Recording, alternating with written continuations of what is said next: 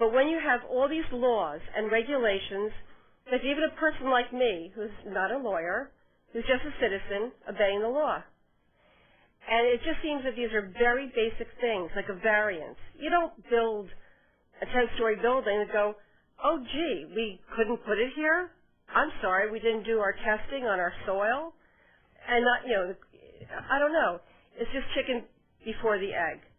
And, I mean, I heard there was a stop work order on this, but, you know, I see people every day working on the thing. That's what really gets me, because I couldn't even go into my own home because there was a stop work order on me. And I'm just a person. But this is a business.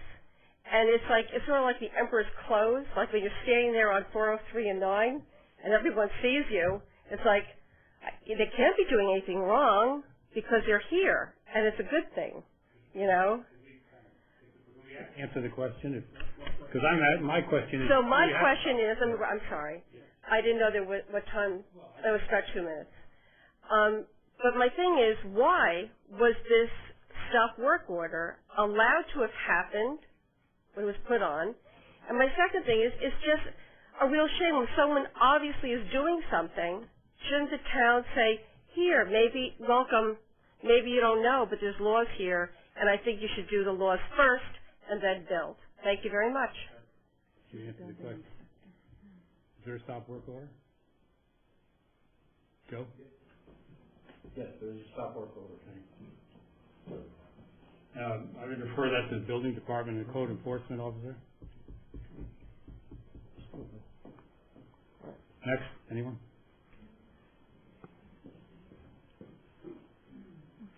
Do you need to close it? Yep. Collision. Somebody.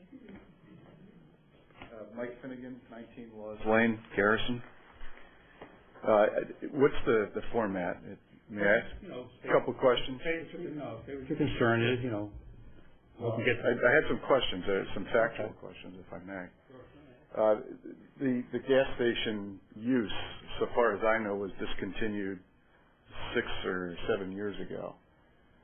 Is that your understanding? It's been a while. It's been a while. Yeah, probably.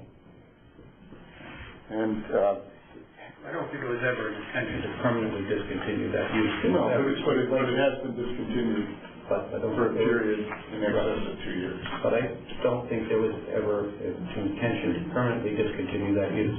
And I think that's part of that 2-year requirement. You mentioned that there would be 12 nozzles. How many nozzles were there previously? Any idea? Okay, at least 4. Maybe it's maybe more. Yeah. 2, 4, 6, 8 or 10. 8 or 10. Okay. And the tanks, what are the size of the petroleum tanks that are going to be located on that? There are 3 6,000-gallon tanks and 1 4,000-gallon diesel.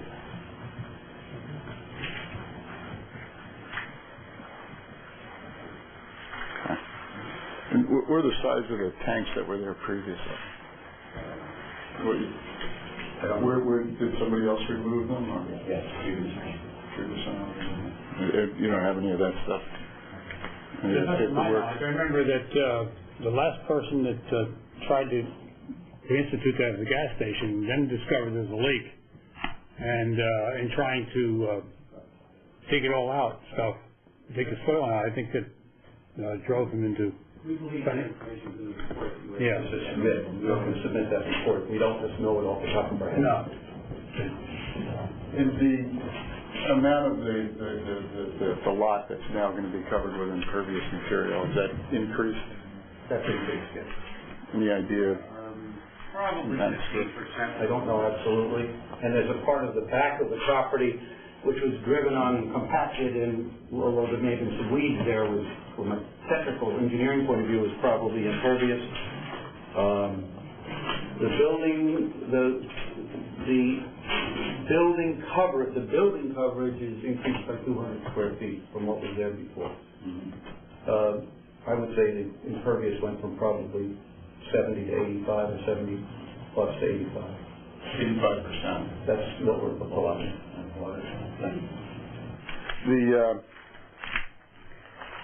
You're proposing curb cuts on both 9 and 9D. Is that 9 and 403? 9 and 403, excuse me. Yes. We're actually,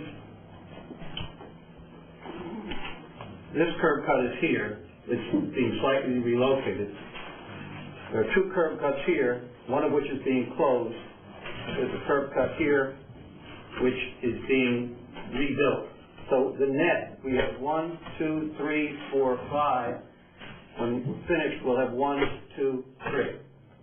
So we're going from 5 ways in to 3. I'm not as familiar with the code as you are, for sure, but I think there's a requirement that where you have frontage on 2 roads, that the preference under the code is to have access on only one, and that would be the least traveled of the 2. I'm not familiar with that if it's there, but I wouldn't dispute it either. I think the code provides that where there's been a discontinuance of use for more than 2 years, it's no longer considered under the law a non-conforming use, which kind of begins the clock all over again. I guess I would ask the attorney that question. We have a provision on that as far as that goes. Whether it requires intent to abandon or not is the issue. And nobody's raised abandonment as an issue as far as this property goes before. If that's what you'd like us to look into, certainly we'll do that. It's certainly been. I used to live in that area, and it was certainly, to my knowledge, abandoned. There was tape up over everything and all of that sort of thing. So if I just make a brief statement on point, and that's just to say that I think for any number of reasons that the application from the perspective of the planning board ought to be denied. And I would start by saying that I think it changes the essential character of the neighborhood. When, sure, there was a gas station there once before, but it was a much smaller gas station and didn't have the big neon lights and all of that. It was more consistent with what Garrison is. And the area has become more of a residential area than it had been when that was first built. There were farms there years ago. Now there are houses. The other point that I would make in that regard is when you start talking about widening the road to put in a left-hand turning lane and so on, it's with zebra lines and all of that and paint and stuff. It begins to change the essential character of that stretch of Garrison, which in the end is what my biggest concern about all of this is that we're changing the nature of that part of Garrison and Philipstown. I'm also concerned about its proximity to a DEC mapped stream and some wetlands across the way. I'm concerned about its proximity to parkland and the Appalachian Trail. It is right at the trailhead there. Changing that from what used to be sort of a country store, small gas station kind of a place to one of the mega stores is really essentially changing the nature of that very part of Garrison and the park system and the trail network. So I would ask the planning board to take all of those things into consideration. I think the recommendation made earlier to hold this open until after the zoning board considers the various applications and makes its determination makes all the sense in the world. And I appreciate your time. Ma'am?